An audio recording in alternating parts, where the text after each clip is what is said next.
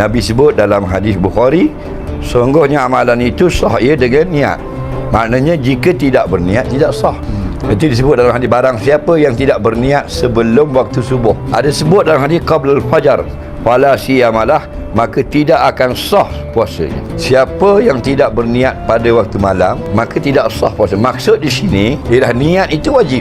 Cuma disyaratkan kalaulah puasa itu puasa Ramadan, mesti niat pada waktu malam. Niat itu di mana? Di hati, bukan di mulut. Kalau kita sebut di mulut, itu bukan niat, itu talafuz, lafaz saja. An-niyatu mahalluha fil qalbi. Kata ulama, niat itu tempatnya dalam hati.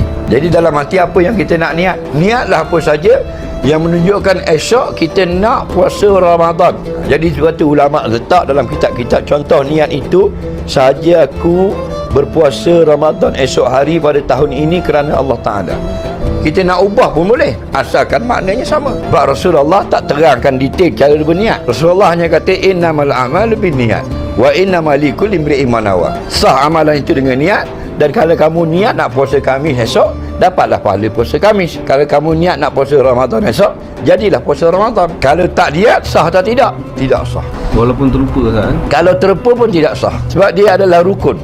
Rukun puasa ni ada dua. Pertama niat, yang kedua menahan diri daripada yang membatalkan.